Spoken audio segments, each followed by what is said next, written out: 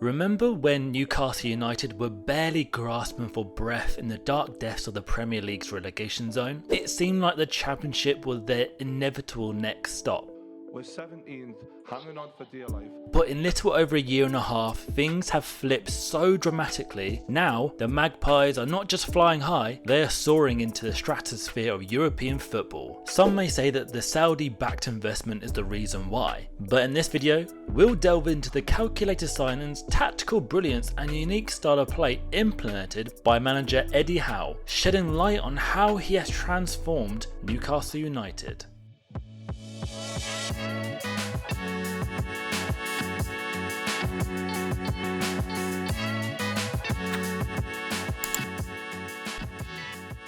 When Eddie Howe took over as head coach of Newcastle United on November the 8th, 2021, the club was in the relegation zone in 19th place. Not quite clear what the football idea is here. It feels a little bit reactive, it feels a little bit off the cuff. The Tyneside club had lost their first 11 games under Steve Bruce, and Howe had won none of his first 3. No Premier League team in history has ever survived after failing to win any of their first 14 games. Howe, on the other hand, quickly guided them to safety, finishing 11th with 49 points. The last time Newcastle had better points tally in the Premier League was the iconic 2011-12 season. The takeover of Newcastle United from Mike Ashley was officially confirmed on the 7th of October 2021, shortly before Eddie Howe arrived, with the public investment fund taking a majority 80% stake in the club. The financial backing provided by the Saudi Arabian ownership undoubtedly influenced the club's ability to make significant investments into the squad. But what sets Newcastle apart is the clever approach taken in the transfer market. Rather than simply splurging on high-profile names, the club focused on signings that aligned with Eddie Howe's specific style of play. The Magpies spent around 100 million in January 2022 transfer window.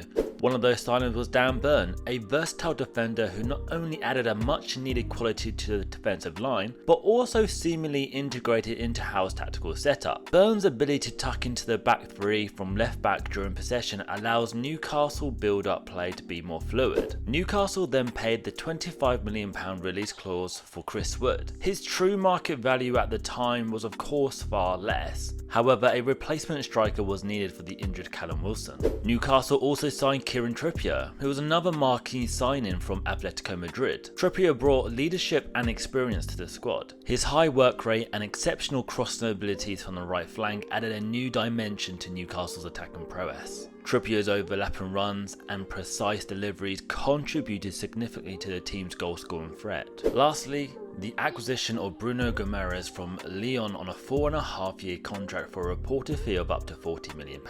Bruno at Lyon played the most progressive passes of any midfielder in Europe's top league at 7.88 per game. Bruno also shines brightly defensively, amongst the very best when it comes to tackling one overall and tackles in opponent's defensive third. And Matt Targett also arrived on loan.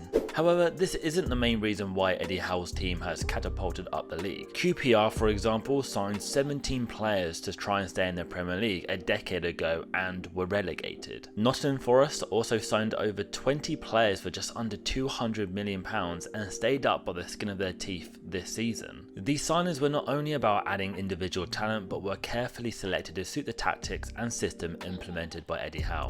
The club's meteoric rise in the 2023 season was undeniably aided by the club's summer transfer business. Goalkeeper Nick Pope and defender Sven Botman joined Kieran Trippier and Dan Burn to help completely transform a defence that would end the season as the strongest in the league. And while Alexander Isak may not have always lived up to his club record tag, he nonetheless made a series of valuable contributions throughout the season. The story of the 2022-23 season has been one of huge success, with the team finishing 4th in the Premier League, qualifying for the Champions League and reaching their first League Cup final since 1976. A gap of 47 years between League Cup final appearances is the longest for any team in the competition's history. Howe and his coaching staff, led by Jason Tindall, who would become a cult figure over the course of the season, were able to implement their core messages into Newcastle's squad. Intensity is our identity became the Magpies mantra. Newcastle has developed a distinct style of play that emphasises physicality and constant pressure. St James's Park has been transformed into a fortress, reminiscent of Anfield, where opposing teams know they will face enormous difficulty. Newcastle press in a narrow 4-3-3 formation, similar to Klopp's Liverpool, with wide forwards in the half space, a narrow midfield 3,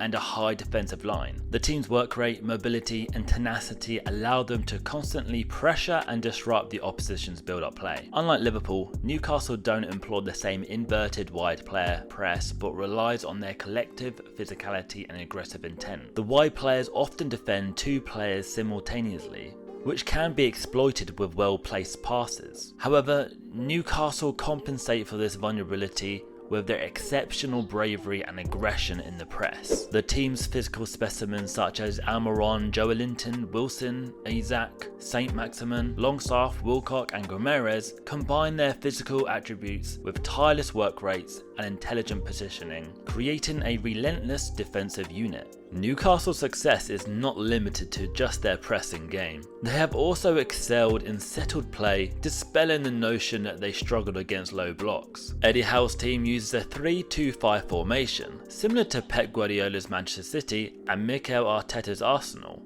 This shape gives you numerical advantage against low blocks by combining positional play, ball circulation and the ability to win the ball back in defensive transitions. Players like Isaac, Trippier, Gomes, Wilson, Almiron and others are a formidable force against deep defences due to their height, dynamism and technical ability. However, unlike during the Steve Bruce era, when they frequently had to collect the ball in their own half and go past many players, Howe has implemented specific patterns to isolate his wingers in more adventurous situations. Bruno Gomes in particular is a superb progressive passer and a carrier at the base of his midfield, who can entice and get past an opposing press. Newcastle can build slowly in the centre of the pitch to draw the opposition inward, leaving space out wide for the wingers to exploit once Gomes can break the press and find them. Almiron's sensational form is one of many examples of a dramatic improvement in individual performances within the team following Howe's arrival. While Howe's influence on Almiron's performances has taken time to become clear, it is clear that the pressing style, partnership with Trippier in attack, and a more proactive style in general have all made the most of Almiron's explosive, pulsating approach. And as a result, Almiron has had his most productive season yet with Newcastle, scoring 11 goals with 2 assists in 34 Premier League games. Similarly, Joelinton's reinvention as a central midfielder or left inside forward is an example of Howe's intelligence in understanding a player's strengths and weaknesses. While his hold-up play, box movement and shooting technique may not be optimal for a striker, the Brazilian's energy, dribbling and strength make him a versatile option who can help Newcastle play through pressure and maintain a strong press. And it's the same with Joe Willock. He was once a struggling midfielder at Arsenal, now appears to have found a role and an environment that best suits his traits. Although Newcastle are known for their aggressive pressing and direct approach from goal kicks, they are not solely reliant on long balls. They possess the technical ability to build up play from the back when the opportunity arises. However, their preference for direct play is understandable given their collective physicality and aerial dominance. With tall players like Isaac, Joelinton and Wilson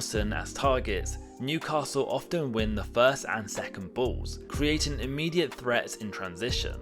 Furthermore, if they win duels in midfield or have time to build up from the back, they showcase their ability to play intricate football and find attacking players in transition. So in summary, Newcastle press aggressively in their narrow 4-3-3 formation. They retrieve possession, recycle to Pope who launches the ball high, they win the first and second ball and kill the opposition in transition. And that's Eddie Howe's system in a nutshell, and as much as people may want to say the club spent an extortionate amount of money to support him, which they did, but he signed perfect profiles that all fit the system and complemented his new philosophy. Under the leadership of Eddie Howe, Newcastle United has undergone a remarkable transformation. If Howe is capable of getting this much out of a team with just 1 season and a half in charge, imagine what he can do with more time and more signings. The club's resurgence cannot be solely attributed to the recent takeover, but rather to Howe's tactics, and this is just the beginning.